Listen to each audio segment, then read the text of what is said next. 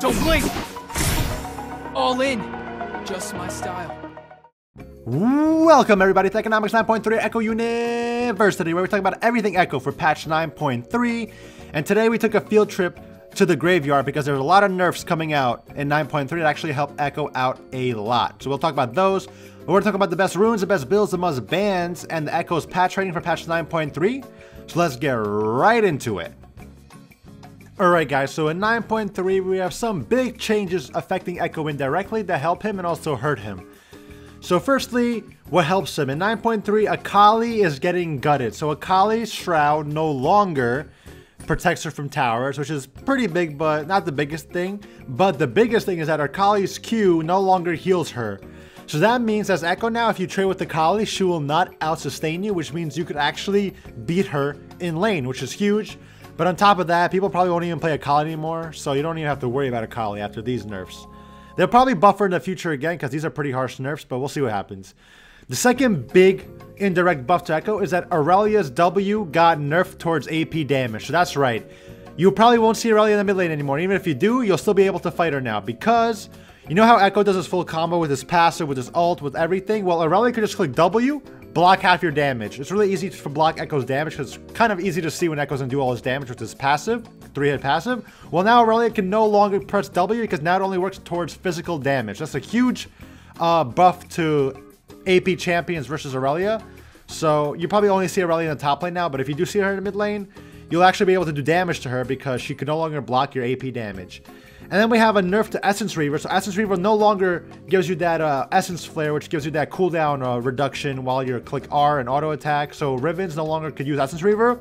But sadly, the old Essence Reaver is coming into Spear of Sojin. So that's the new item coming out this patch. And that basically is even better than the old Essence Reaver because instead of giving mana, it gives a bruiser like Riven HP. So same effects, except instead of mana, they get HP. So a champion like Riven with Spear of Sojin, however you pronounce it, it's going to be even worse than Riven with Essence Reaver. Because now she's going to have an extra 250 HP on top of all the damage she's going to do. So we may have to permaban Riven and Bruisers this patch because Spear of Sojin looks like it's going to be even worse. But they're also changing crit items, but I don't really know how they're going to affect the crit champion, so we'll see. But anyway, those are the big changes in 9.3 that directly affect Ekko. And now for Ekko's runes. So I think the best rune page is this rune page right here. We have Domination with Electrocute, Sudden Impact, Eyeball Collection. You could go Ghost Portal. I'm starting to test out Ghost Portal a lot more because Ghost Portal is still really good. I used to use it a long time ago. It's good for the free vision and the free AP early. It gives you a lot more AP in the early game than Eyeball Collection does, but there's a chance that you won't get that AP because if they see your Ghost Portal or you can't cross the enemy side of the map. So, but it always gives you a good amount of vision. So vision's always good. So you can go Ghost Portal or Eyeball Collection. I play with either one of those. And lastly, you're gonna go Ravenous Hunter for that healing. So that's the Domination page. And the Sorcery Tree, I like to go Transcendence Gathering Storm. You could go Absolute Focus, but I don't think it's that good anymore ever since it got nerfed. 10 less AP. I just don't like it. I actually love the 10% CDR and Transcendence, and also with my CDR Ekko build, you get a lot of AP with Transcendence based on its like passive. But even if you don't go the CDR Ekko build, you go the regular Ekko build with Proto Belt Lichbane. The 10% CDR is really nice on Ekko when you get that 20% from Lichbane and Proto Belt. Then if you go Zhonya's for the 30% and then 10% from Transcendence, 40% CDR at 3 items with Ekko if you don't go the CDR Ekko build. And like CDR and Ekko is amazing. It lets you outplay more, lets you run around players, it lets you get your ult faster. It just lets you outplay a lot more with that CDR. You could go Nullifying Orb versus really hard matchups like LeBlanc. That's what I do sometimes. I remove Gathering Storm for Nullifying Orb. But other than that, I'm only going Nullifying Orb, Transcendence, and Gathering Storm at the moment. And lastly, for your flex stats, just go the double AP usually. Always go for the double AP. And then for the last one, go HP if they have a lot of armor and magic damage. If they have more magic damage, go the MR. If they have more armor damage, go the armor. Self-explanatory. But that is the rune page that I think is the best record right now. There is that rune page that a lot of people are doing with the Minion Dematerializer and the boots. But I personally don't like that playstyle. If you like to use Minion Dematerializer and the free boots, you could do it. That's personally not my playstyle. It's still pretty good, but I like the CDR and AP scaling from Sorcery. So yeah, those are the best runes for Ekko. Now let's talk about the best builds. Alright guys, so now I'm going to talk about the best Ekko builds for 9.3. I'm going to give you guys two builds. Firstly is the regular Ekko build, and secondly is the CDR Ekko build that I like to do recently. So firstly, you're going to go, for the regular Ekko build, you're going to go Corrupting Potion first, and then you're going to go double Dark Seals. Why double Dark Seals? Double Dark Seals are still really cost efficient. They give you the mana that you need for early game, they give you the healing from the Corrupting Potion, and they give you 15 AP each, and when you sell them, you only lose 100 gold. So they're very gold efficient also, but much better than Doran's Ring. If you sell a Doran's Ring, you lose like over 200 gold. With Dark Seal, you only lose like 105. So they're really cost efficient for the early game. Then after that, you're obviously going to go into a Proto Belt, and then you're going to pick your boots of choice. So that could be any one of these boots right here. See? And then after that, you're probably going to go for Lich Bane. And after this is your core with the regular Ekko build. And after this, you could go anything you want actually. If you need a Zhonya's, you could go Zhonya's. If you need anti-healing for like Vlad or Soraka, you need to go Melonomicon. But remember, Melonomicon did get nerfed, so it'll make you kind of weaker than before, but you need it for the utility, for the anti-healing. If you're really far ahead, you could go for a Death Cap. And if the enemy team somehow has like 40 tanks that you need to kill, and they have a lot of MR, then you obviously go Void Staff. Anything else I could say? For the most part, these are the items you're going to build with the regular Ekko path. After Lich Bane, it's usually you have to adapt. There's no set Ekko build when it comes to this part of the game. It's just your knowledge about what you have to build. So you need safety, go Zhonya's. You're carrying, go Death Cap. They have a lot of magic resist, go Voice Stat. They have a lot of healing, go Melonomicon. But after you build one of these, you'll probably build the second ones like that. You'll probably build all these items. It just depends what order you want to build them in. Some special mentions. You could build Liandry's Torment for super tanks. So if the enemy team has like a Maokai, a Cho'Gath, a Scion, a Sejuani, any one of these tanks, Liandry's Torment actually shreds them. So if you need to build Liandry's Torment, only build it if the enemy team has like 2 or 3 massive HP tanks. But other than that, this is what you basically would build with Ekko normally. You'll just after your second Lich Bane, after your Lich Bane item, it just depends on what you want next, but you'll probably build all of these items eventually. Obviously, you could go for Medges if you're super fed. Obviously, you could go Iceborne Gauntlet instead of Lich Bane with Tabby's Iceborne Gauntlet Zhonya's for full AD teams. But yeah, other than that, that's usually what you would build on Ekko. Obviously, don't forget the Elixir Sorcery late game. That's usually what you would build on Ekko with the regular Ekko build path. But now let's talk about the CDR Ekko build path. So this is what I do differently. I don't know. I like the CDR Ekko build because it's new. I like Luden's Ekko. It's fun to me, and because it's fun to me, it allows me to play better, have a new experience, and it's actually pretty good. I actually like it a lot. I played it on my streams a lot already, and I win in solo carry games. So firstly, what you want to do, you want to start Corrupting Potion, obviously, like the other Ekko build. But then you only go one Dark Seal. You only go one Dark Seal because you won't have space to go double Dark Seals, and you'll have to sell it really early, which is not worth it.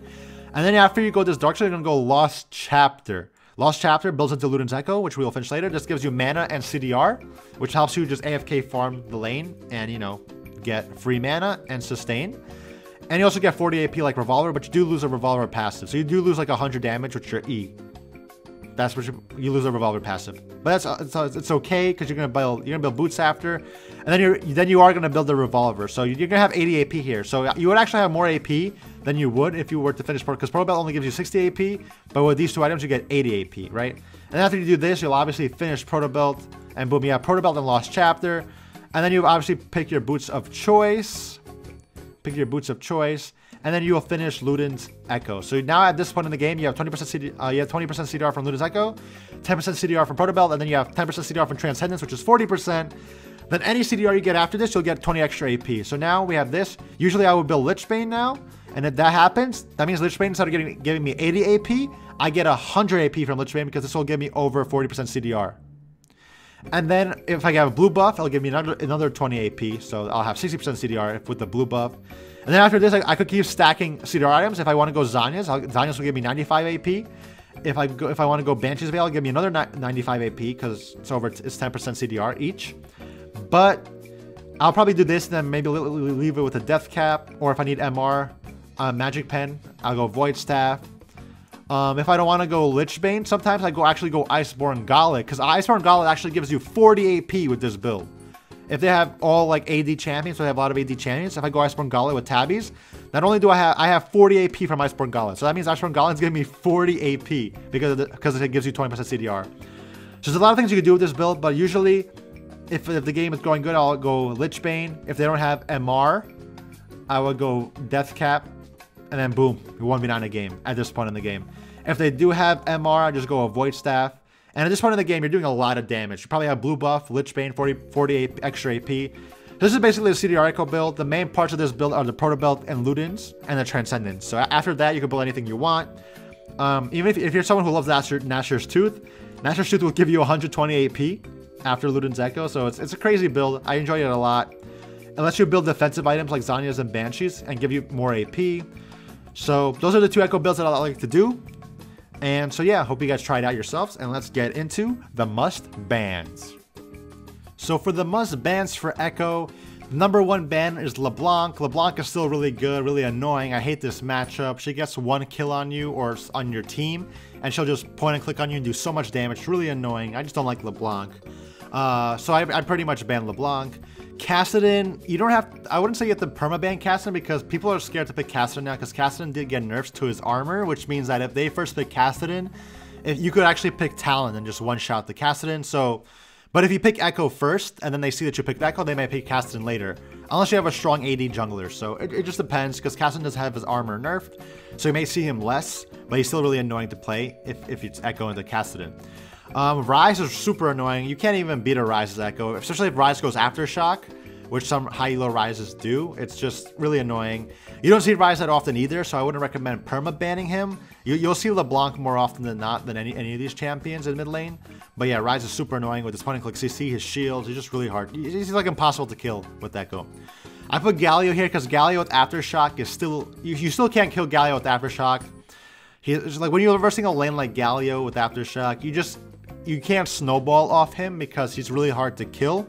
They did nerf his damage a little bit, but he still does a lot of damage, and he's still really tanky. So if you don't like Galio, Galio's still a good ban. And lastly, we have Sylas. Sylas did get a little micro buff, and honestly, in lane, Sylas is actually pretty annoying.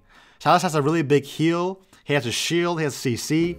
He has a lot of things that Ekko does not like. And also, a lot of people on your team may int this Sylas, so they're trying to learn him. So Sylas is a pretty good ban overall. But out of all the mid lane bans, I think that LeBlanc is probably going to be the worst one, so you might want to ban LeBlanc.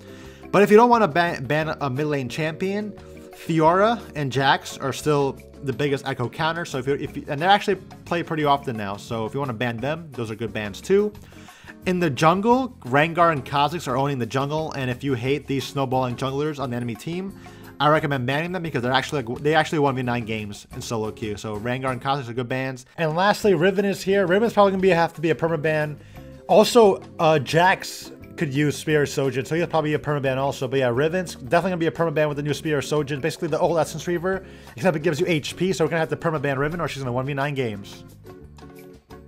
And so for this patch, from F to S+, I give Ekko a nice juicy A. They nerfed a lot of mid lane champions, like Cassiopeia's getting nerfed this patch, Lissandra's getting a tiny nerf this patch, Galio's nerfed the patch before, Irelia got hella nerfed in mid lane for AP champions, AKALI got super nerfed. So a lot of the bad matchups that we see a lot the past couple of patches, they're sort of they're weaker, if not a lot weaker, so it'll be easier for Ekko to snowball a game.